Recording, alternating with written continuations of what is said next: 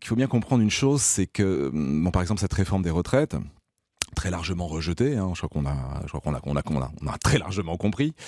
Et la question c'est pourquoi. Alors on peut se titiller sur le fétichisme des chiffres, hein, le 64 ans, 62, 63, 64, 65, bon.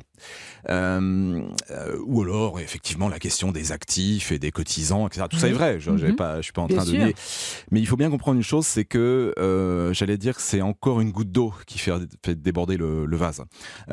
Il faut toujours replacer ces contestations, qu'elles soient d'ailleurs dans la rue, sociales ou politiques, dans le point essentiel, enfin qui est pour moi essentiel de ces 30, 40 dernières années. C'est-à-dire le choix d'un modèle économique qui allait mettre au bord du monde, finalement, de côté l'essentiel de la société.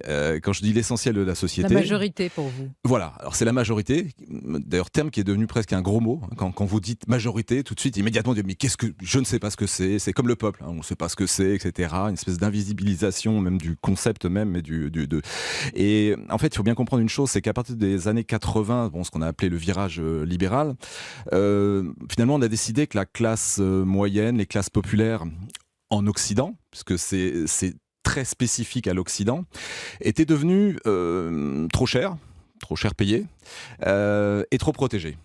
Ça, c'est le point de départ. Pourquoi je dis ça? C'est qu'à partir du moment où on choisit un modèle qui est la division internationale du travail, hein, on va faire travailler les Chinois à notre place, par exemple, bien évidemment, ceux qui sont là sont en trop. Et c'est pour ça que la symbolique géographique, pour moi, était évidemment très Essentiel, bien sûr. parlante. C'est que la majorité de ces catégories-là vivent aujourd'hui de l'autre côté ce que j'appelle les temples du néolibéralisme, que sont les grandes villes. Mais ça veut dire, Christophe Guilluy, qu'à l'aune de cette crise amplifiée par les réformes des retraites, c'est en fait le réveil des dépossédés, ces gens ordinaires, hein, je mets entre guillemets, comme vous les qualifiez. Autrement dit, c'est la classe moyenne majoritaire qui est dans la rue, qui continue de dire non à un certain modèle. Bien sûr, classe populaire, classe moyenne, des dépossédés. Je cherchais depuis très longtemps le concept pour dire cette contestation, parce que il faut pas se tromper. C'est-à-dire que nous ne sommes pas face à des mouvements sociaux qui ressemblent aux mouvements sociaux des 19 et 20e siècles. On n'a pas là des gens qui viennent demander de nouveaux droits.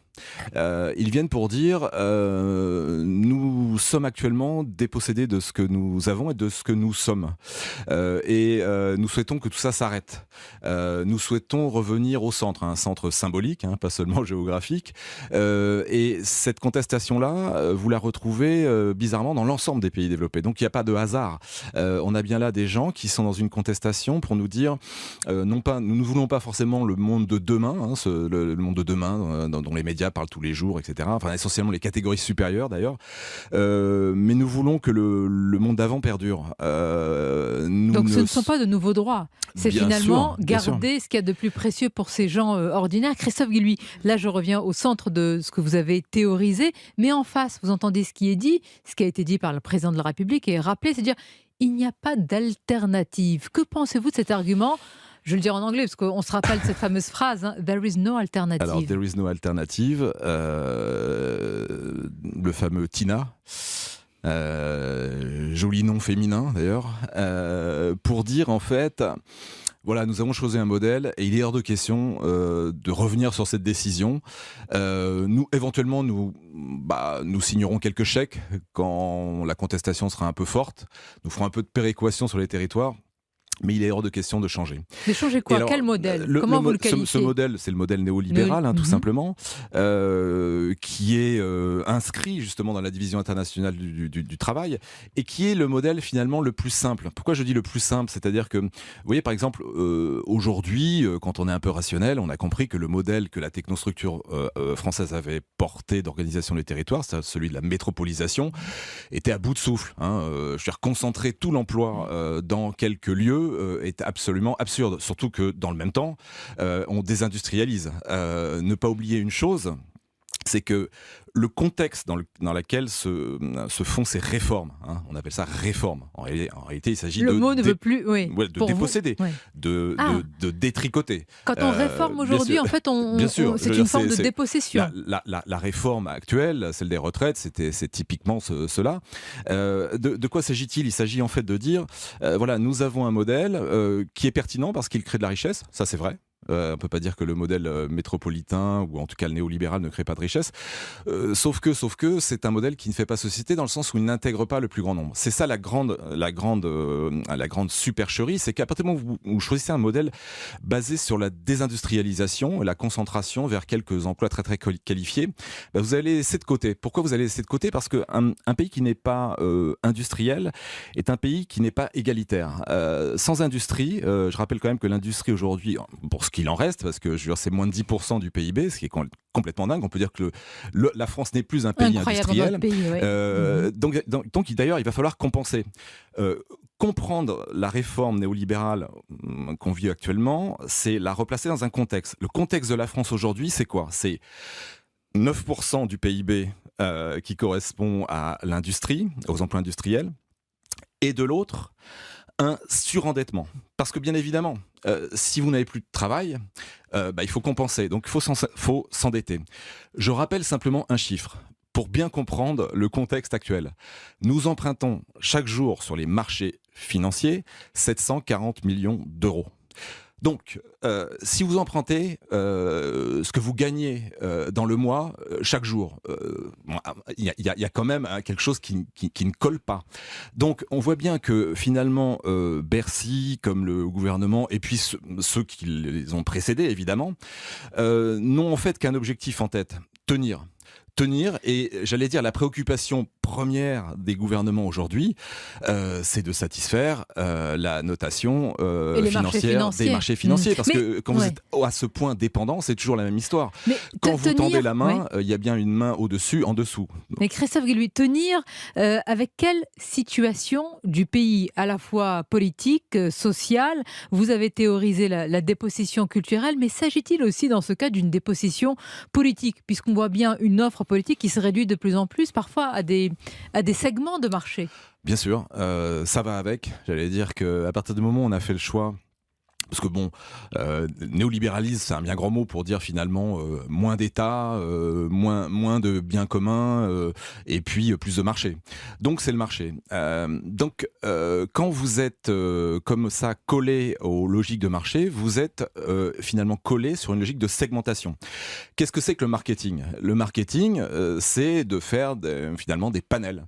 Or, la société française, et alors c'est pas spécifique, j'allais dire, au gouvernement Macron, on peut dire que c'est spécifique à l'ensemble des experts, analystes d'aujourd'hui. Oui, ça fait beaucoup de monde quand même. Oui, ça fait beaucoup de monde. On voit la société, puisque le bien commun n'existe pas, finalement comme un petit marché avec des segments socioculturels. Et qu'est-ce qu'on a vu dans la classe politique ces dernières années? Des partis politiques qui se sont adressés à des clientèles. Sauf que, évidemment, quand vous adressez à des clientèles, vous ne faites pas, vous n'avez aucun dessein politique pour la majorité. Donc attendez, ça veut dire qu'aucun parti politique aujourd'hui ne fait le bon diagnostic de cette majorité populaire, de ces gens ordinaires dont nous parlons depuis le début de cet entretien? Pour une simple et bonne raison, c'est que ça rapporte pas grand-chose. C'est-à-dire que vous avez là des catégories populaires. Ça peut rapporter l'apaisement du pays quand même. C'est pas rien. Ça serait l'intérêt général. C'est évidemment ce que je pense. Vous voyez, vous pouvez avoir. On parle beaucoup de la question du morcellement, etc. Je rappelle que De Gaulle nous parlait de cette France et ses 350 fromages. Oui. Donc la question de la diversité, des tensions à l'intérieur de la société n'est pas nouvelle. Sauf qu'il y avait une grande différence, c'est qu'à l'époque, ces élites-là avaient quelque chose de très précieux auquel elles croyaient, c'était le bien commun. Ce qui veut dire que oui, je peux avoir un pays très, très fracturé, très divisé, mais voilà, à partir du moment où je suis capable de dessiner un projet collectif, alors je peux entraîner cette majorité ordinaire. Donc ces élites-là, il y a quelques années par rapport aux élites ou pseudo-élites ou les élites autodésignées aujourd'hui, celles d'aujourd'hui, plus largement en politique, industrielle, peut-être aussi médiatique, évidemment, n'ont plus en tête et comme boussole l'intérêt général, l'intérêt commun. Je ne crois pas. C'est-à-dire que à partir du moment où, quand vous évoquez même la question des classes populaires, vous êtes diabolisé. C'est votre cas. Oui. À chaque fois que vous parlez de ce sujet, on vous c'est-à-dire dit... que, moi, on- j'ai parlé justement de la répartition dans l'espace des catégories modestes. D'ailleurs, je pensais que c'était totalement anodin. Je pensais faire un travail assez d'un basique. constat, en réalité. Hein. Et Mhm. oui, j'ai créé quelques tensions. Pourquoi ? Parce que quelque part, je leur enlevais le pain de la bouche.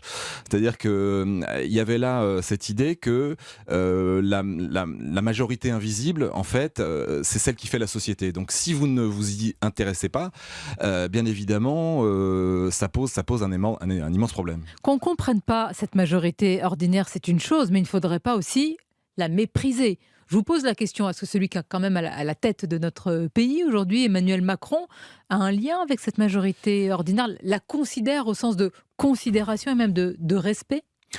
Oh bah, la question du mépris de classe, elle est évidente.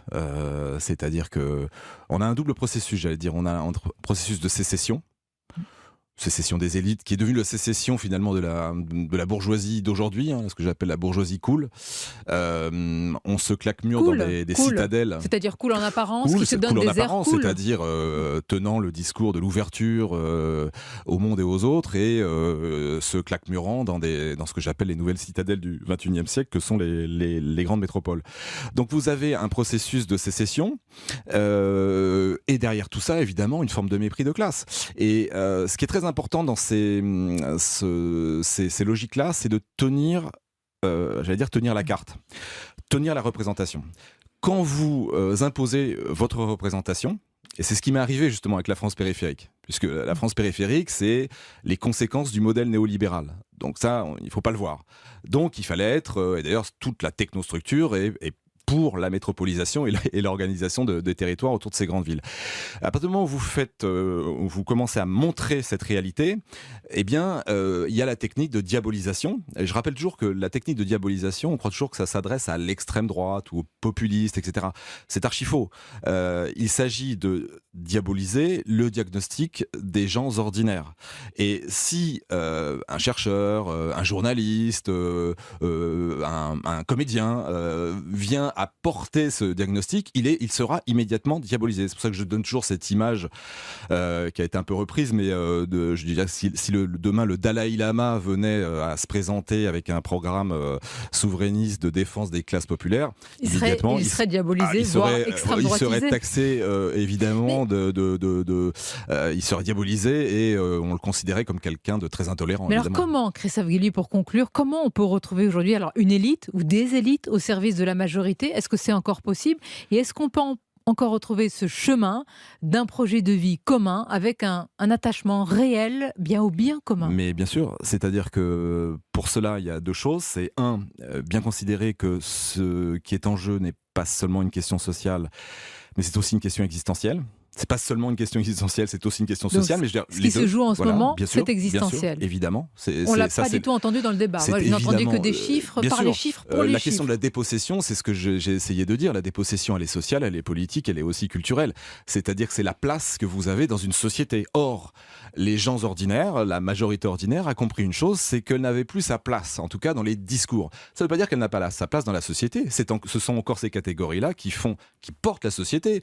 La société, elle est là. Je veux dire, elle n'est pas ailleurs. Donc, il y a simplement, c'est facile, un petit truc à modifier, c'est de retrouver des élites, parce que on taxe toujours les classes populaires d'anti-élitisme.